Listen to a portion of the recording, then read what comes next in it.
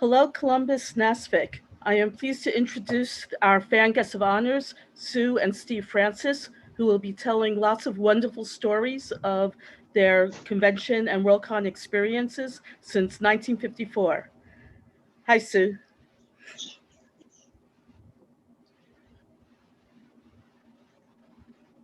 Sue, can you hear me? Hi, yes, hello. I'm Sue Francis, and this is my husband, Steve. My first convention was 1974 at Con 2 in Washington, D.C. Very interesting convention for a first timer. They had approximately 4,000 people in attendance, and they had a masquerade that will probably never be duplicated. They had over 200 costumes. We were in the audience for probably 2.5 to 3 hours, and had a very long parade of mostly naked girls. It got to the point where people in the audience were hollering, "Put it back on, put something on, please." And my first Worldcon was Big Mac in Kansas City, 1986, and we attended the convention with our children. We took them to the first Worldcon that I attended, and we got there, we parked, went in the hotel, got registered, and then as we come out with the keys, my youngest daughter, who was I think seven at the time, Laura, she said, "Mom, let me have the room. You know what room number is?" And so, without thinking, she was in a room key. I'll get that. Anyway, sorry about that. Anyway, and we were unloading the luggage, and as we got the luggage about ready to take it up to the room, move the car, she comes down. "Oh, Mom, I've got it all cleared out. I know where the dealership is, I know where the show is, I know where our room is, and anything else you know, just let me know, and I'll tell you that." And then she said, "Oh, and I have my own." Well, no, she told us about the elevator until later, but she found the special elevator, which ended up being Harry Truman special elevator that he used, private elevator. And the fans not find that until I think the fourth day of the convention, and after that was fair game. But the most interesting part of that one, other than my daughter just taking off at a Worldcon, freaked me out, was we went to the masquerade, and it was quite unusual. It was a nice masquerade. Then they had halftime while they always do. The judges go out and make decisions. And because I want to make sure that we got in masquerade, because people were telling me you have to get in line really long time in advance. So we got about 2 hours before they started letting people in the room. And we sat on the floor and waited. And when we got there, we had really good seats. We had front row center seats for the masquerade. On the runway. And by the runway. And my daughters, Steve and I, sat on one side, and the two boys, the year-old and the 16-year-old, went on the other side. And masquerade was finished, and they were going to judging in the time show. My oldest son asked if we could leave now and go do stuff. We said, "No, you better wait for us, because you'll never see this again." But we should have let them know, because for halftime masquerade, they started playing some music, and I looked at Steve and says, "Tell me they're not going to do what I think they're going to do." And he's, "Oh yeah, they're going to do exactly what you do." And it was Misha came out and did a striptease, and a lot of it was directed right to boys, and since they were center middle, and the youngest did not afford it at all. He looked up, he looked down, floor, he looked at the ceiling, down floor. But the 6-year-old, of course, absolutely loved it. And then after the masquerade was over, and we went back, got home, the 16-year-old went to school and told his friends, he said, "You'll never guess where Mom took me this last weekend." And they said, "Where?" And said, "Oh, she'd see a stripper." And, all the boys, they came up afterwards. They were a high school band. And the boys asked me, they says, "You didn't really take Everett to go get a stripper, did you?" And I says, "Well, not on purpose. Yes, he did see a stripper." "Oh, man, you're the coolest, Mom. My mom would never do a thing like that." So, yeah, that's a story I had to really lay down. But she does a nice job dancing, and she hasn't done that for many years, but it was something she did. That was my first con experience. It was quite exciting, I guess. It's different. And Steve, your story. Well, we got on the elevator after the masquerade, and after we got on and got toward back, patient got on the elevator. She was full dress, blue jeans, and a shirt, and so on. And my son recognized her immediately, the 8-year-old. And he made himself as small as he possibly could in the back of the elevator, because he was absolutely sure that she was going to start off her clothes again. And he just wasn't having any of that. Of course, he's a 50-year-old now, and he's got a whole different attitude about things. Yeah, go ahead. Well, you tell another story. Well, as I said, our first convention was NASFiC 2 in Washington, D.C. in '74. I rode up there with a friend, Ken Ames, and we had a heck of a time there because freeways were half finished, and we had to look for hours, literally hours, to find the road that went through to Washington from Louisville, since the interstate's not done. And we finally got there, got parked, and as I say, the rest's pretty much free. It was first WorldCon. It probably took me a week to come down after seeing everything that's all at the WorldCon. Room that we had turned out to be what they call the G Wing, which was a tower way over the north side of the property. And just for the deal of it, I walked it off, and turned out that from back of the Huckster room, tower room, and G Wing, a full quarter mile, all under. So you can imagine the amount of work that everybody had to do during this convention. Your turn. Okay.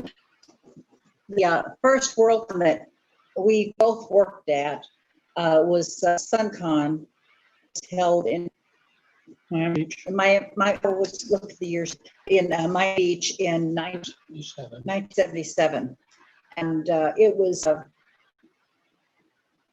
it rained a lot that weekend. At 3 o'clock every day. It really rained a lot, and it just poured. And the kids didn't go on the beach very much because the hotel was right on the beach. But our registration at that convention. And Steve, I'm not sure. I worked with the roving truck shooter crew.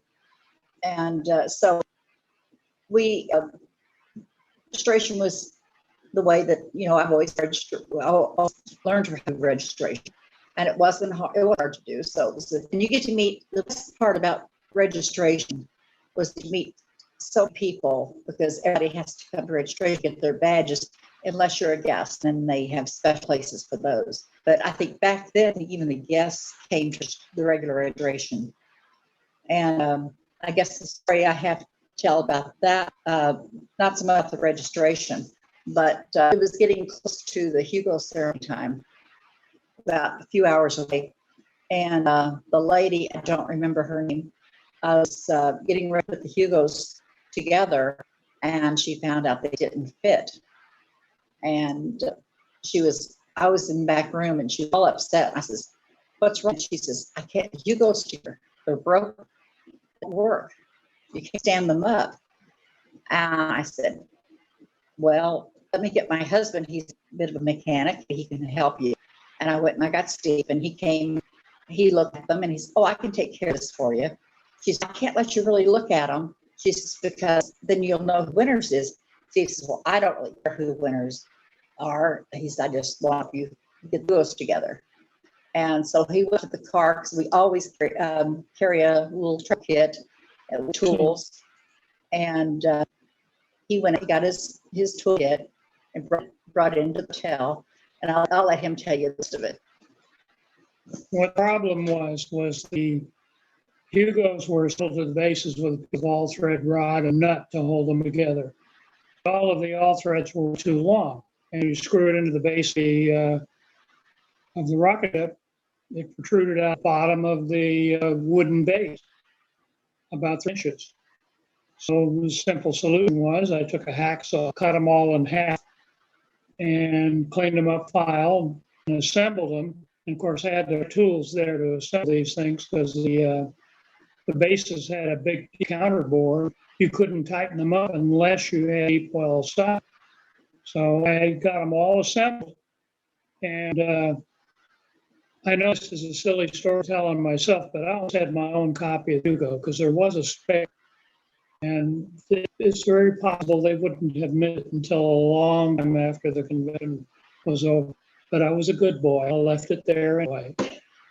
To my chagrin today, could have had a go on our man.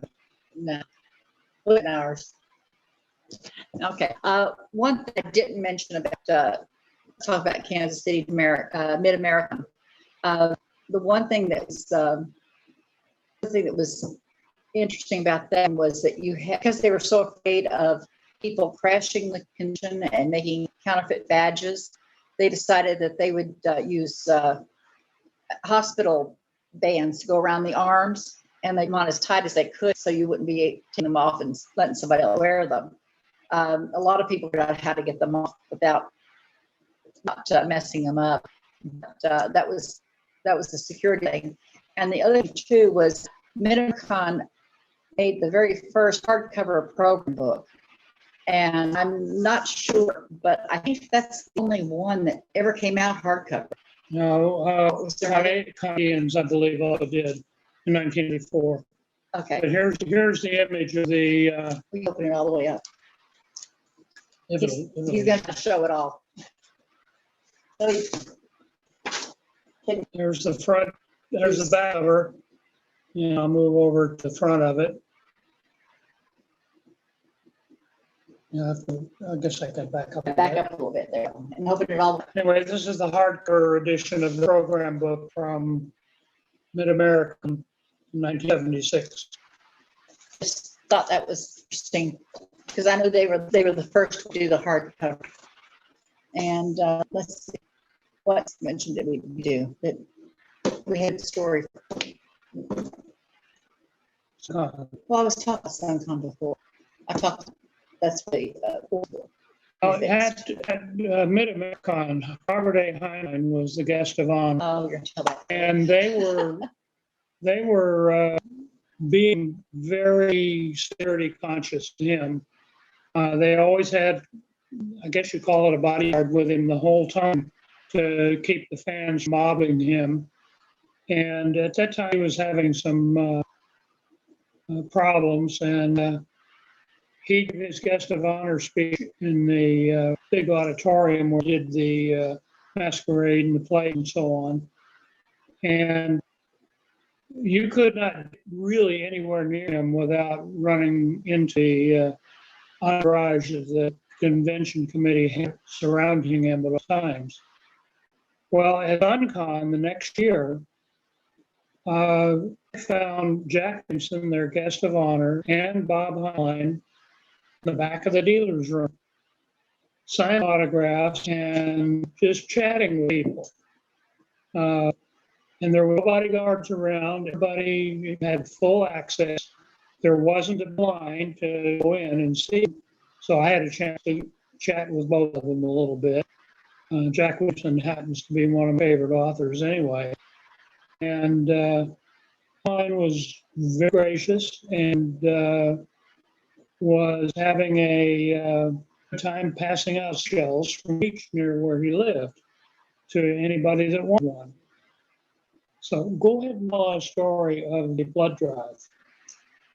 He wants me to tell a story about myself. It's really actually embarrassing when you really stop and think about This it. was also a This Big was- Mac. Oh, well, he, Yeah, a Big Mac. all right, we're switching engines back and forth. I'm sorry. It's all right.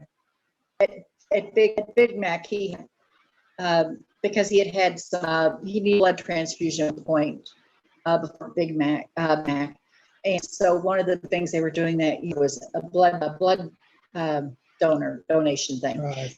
And because we know that it mentions you can't give blood and then really party and whatever, we decided to do our blood donation ahead of time, which you're allowed to do, and just sending in your card saying donated blood. So we got to go to they had two different features. The first one was, well, I can't. The second one that we went to was the formal reception. We'll get the pins. If you choose, Steve.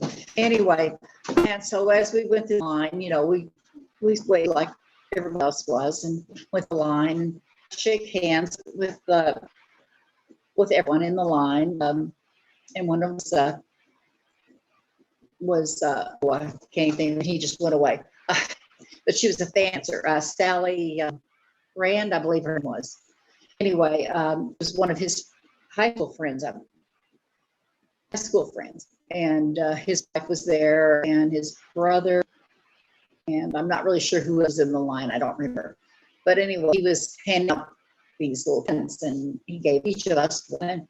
And we went on down the lane. He went downstairs to get the pin, but I'll have told the story probably before he gets back. But anyway,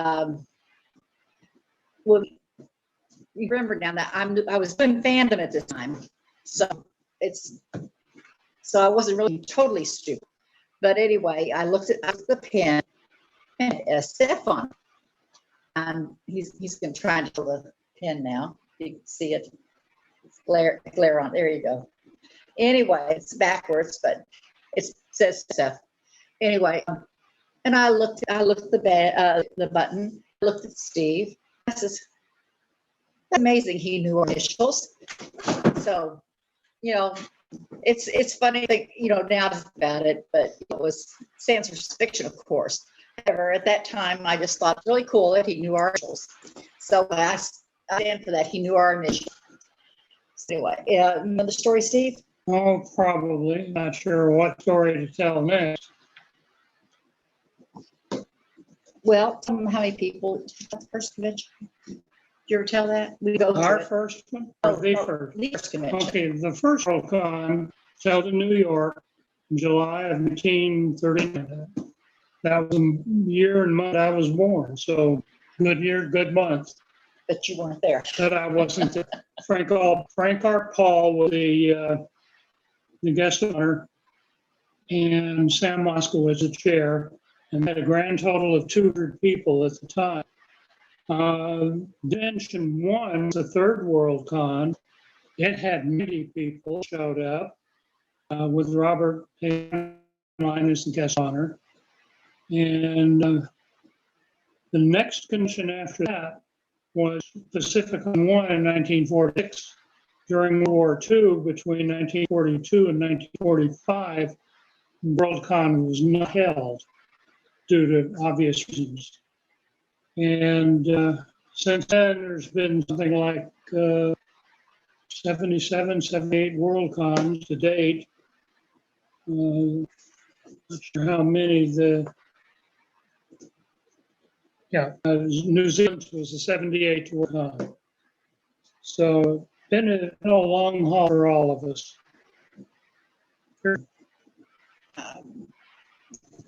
He's telling me a story. I'm trying to. Atlanta, Oh, okay. a good time for you to tell that story. Okay, Atlanta. 1986. Okay. Anyway, that was an interesting convention. The bid's fun. I wasn't on the bid committee, but did running what they called at that time Gopher Hole. And the before the convention started, I was carrying some of my supplies to the GoH, and I was on the walkway, and there was carpeting right next to the walkway. And when I was moved, I moved over so somebody could go past. And when I did, I turned my ankle and got a very severe sprain.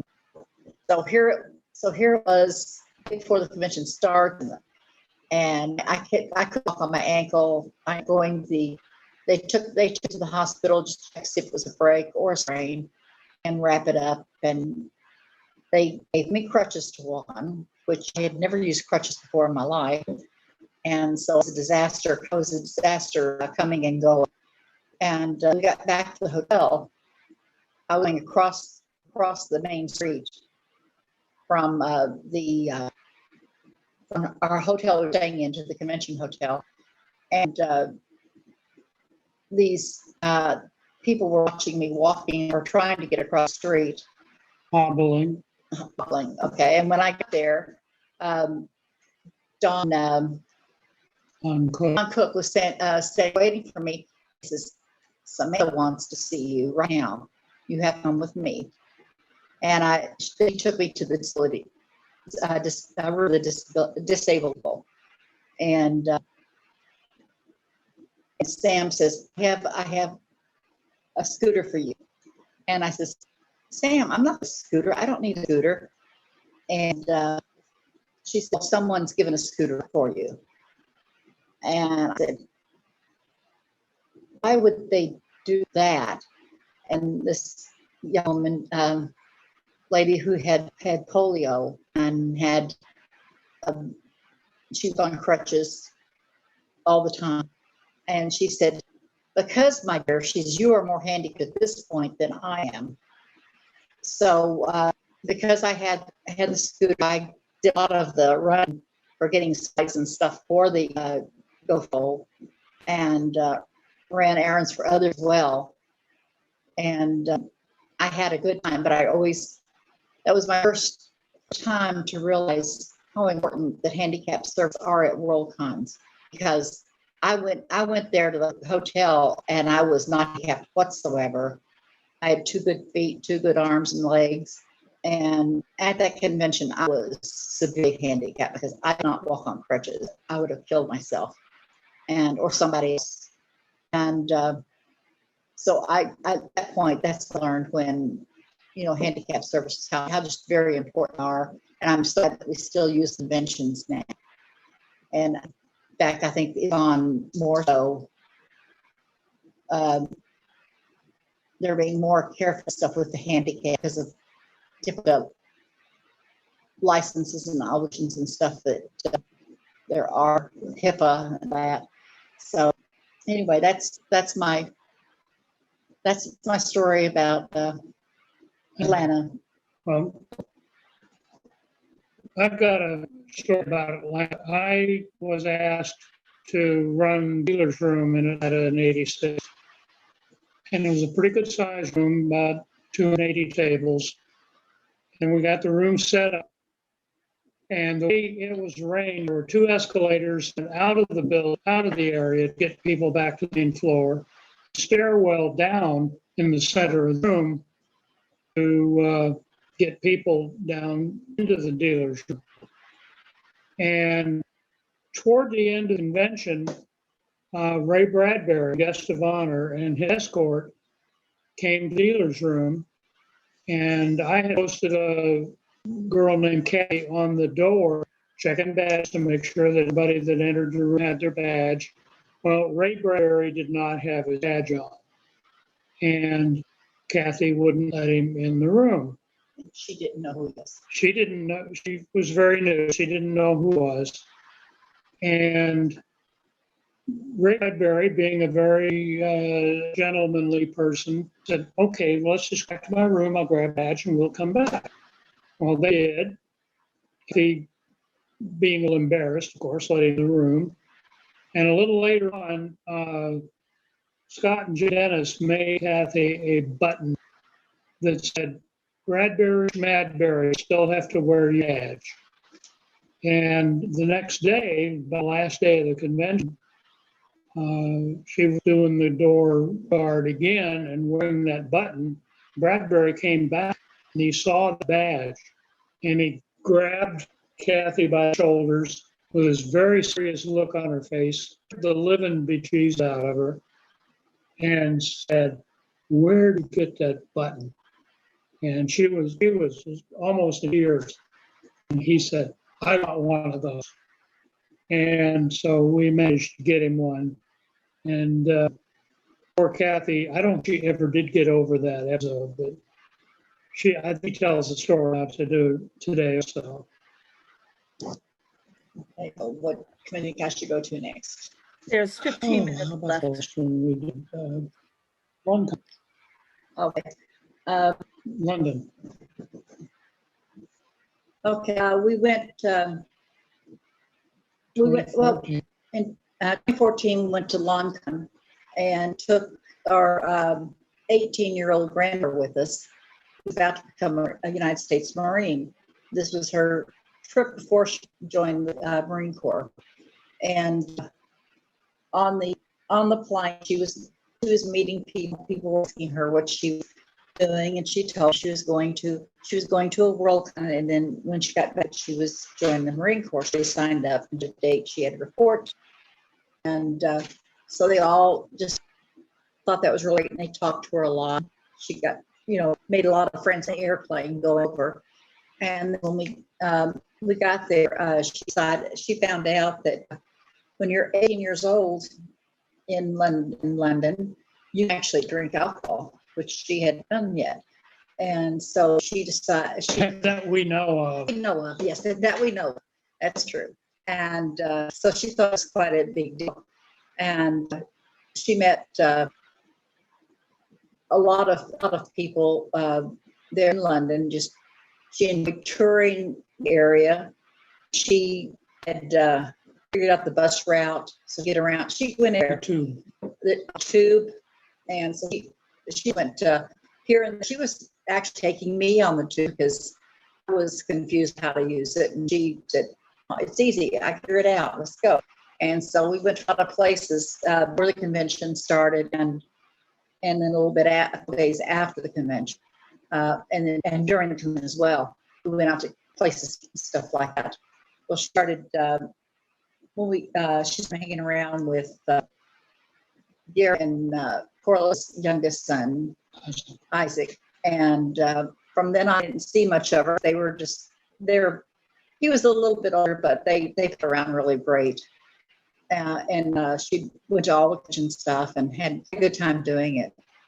And then for the okay, you can tell the next part.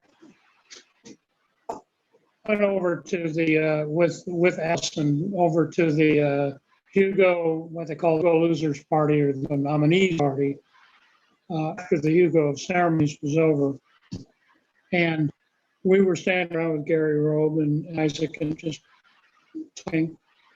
And she asked me, "Is George Arm will be here at this convention?" And I said, "Yeah, usually make WorldCon because he does a lot of published business at WorldCons." And I looked over and I saw Paris, George's wife, and I said, "Well, I don't know George anywhere else, so would you like to meet his wife, Paris?" And she said, "Oh yeah, that would be great." So I walked her over, and as we were walking over, George was there too, but he was standing behind us, and we didn't see him until we got over there. And I said, "Oh, George is here too, so I'll introduce you to Bob." So I went over and I introduced him and went through the formality of everybody greeting everyone. And Allison kind of timidly asked George, says, "Can I get my pocket program autograph?" She said, "I know it's not her." Okay. I know it's not proper to do it like this, but I probably won't see you again anywhere. So is it all possible? And George looked at her and said, "Well, since I've known your grandpa, so I think we can arrange to get that." So he took her on the balcony right next to the party area, and which was quiet and private. And chatted for about 15 minutes, and he signed her program for her. And what she really did, she wanted to get a signed copy for a friend of hers from school. And it turned out the friend ended up getting his copy of the signature. But she walked around just as above the floor for the rest of the whole convention. She had a great time at the convention and came back. Of course, she went. I guess then she went into the to military and started boot camp. I guess one of the largest jobs I've ever had at a convention was Lone Star Con 2, and I was in charge of the events division, which was a pretty big division. Fortunately, I had some great friends that helped me out. I had Richard and Lois Wellingers that really helped me through that and work it. And Kathy Beckwith. And Kathy Beckwith was my coach on that, and she arranged all of the entertainment and stuff like that was low for Texas. And one of the things she surprised me with during the, I guess it was before the masquerade started. Was masquerade? And was it the It was opening ceremonies. It was a ceremony. And she had me up on stage. They invited me on stage. And what I didn't know was I was gonna get tied up with a rope, and then I had to shoot a gun. no? He shot the gun. Oh, I had to hold the straw up for him to shoot the gun, and so that was the most I guess surprising things that ever happened to me. And it was like, it's not all you can go up on stage and have a rope, get roped. In your job description. It wasn't anything I was thinking about. Fortunately, I had a very long skirt on at the time. So but it was fun. And we had events, all the events turned well. I had some real people running each and every one of the things that we had to do. And it was a fun convention, and I really loved walking down the river and Riverwalk and looking at the restaurant, eating in some of the great restaurants there. So that was StarCon 2, and then Lone Star 3. I worked in the green, not the green room. Sorry. Yes, Yes, it was the green. Okay, and that I did there with Richard and Lois Bonehurst helped me, and Pat exams, and several people too. so you never were hungry. So I didn't eat out of there because it was, well, we actually didn't go hungry, but not eating the food that was prepared for the guests. But, this woman that was working in the areas, the one responsible for making sure food got in and stuff like that. Every morning for breakfast, he was something from home his wife made. And he had some of the very best Mexican breakfasts ever was. And he brought us desserts too, so we could, for just the who were working. And so we ate quite well there at that kitchen. The John was actually working there, hotel or kitchen center. What, Steve? Yeah, I've got one. Just 5 minutes left. 2015. Minutes left. Okay. 2015 Sasquatch in Spokane, Washington. And anybody who was there probably remembers all the fires all around the city. In fact, all over about 5 states, fires. And they were so bad, the smoke so bad that the sun looked dark orange instead of usual bright yellow.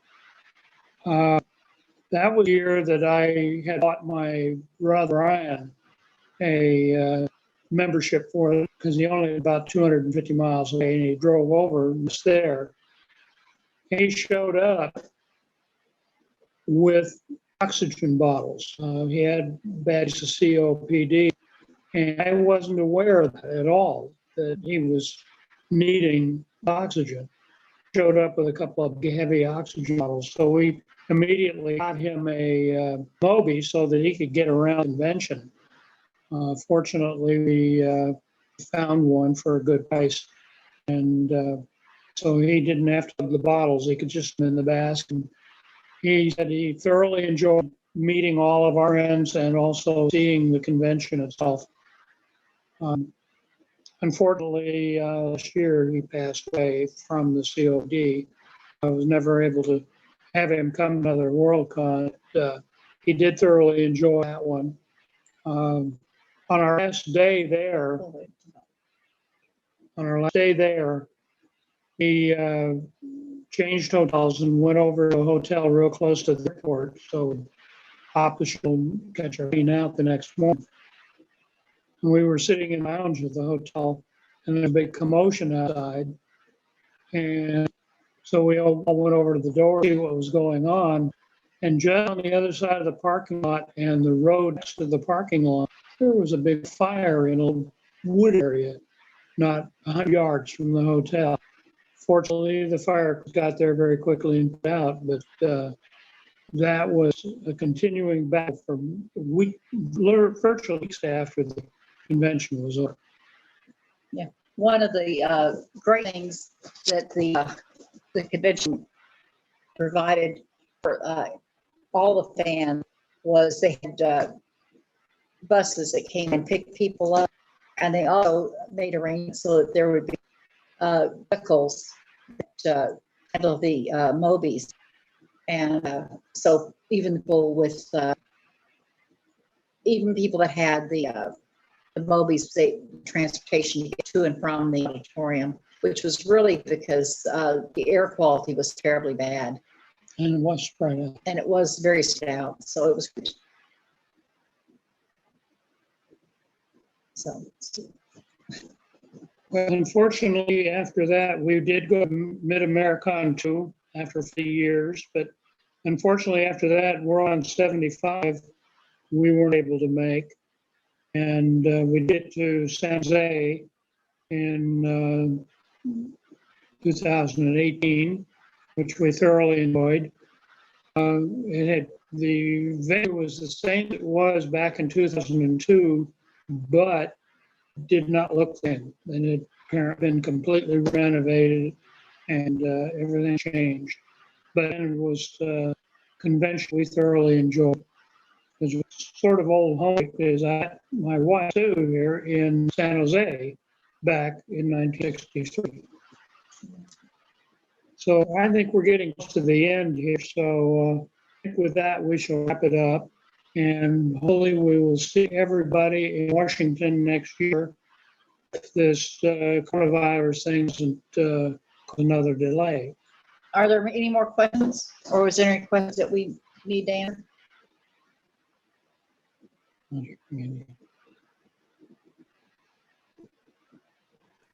No one posted any questions in the chat, but I'm sure everyone really enjoyed all of your stories. And I can't do hear it. hope. Sorry, there weren't any questions posted in the chat. No one posts questions. Okay.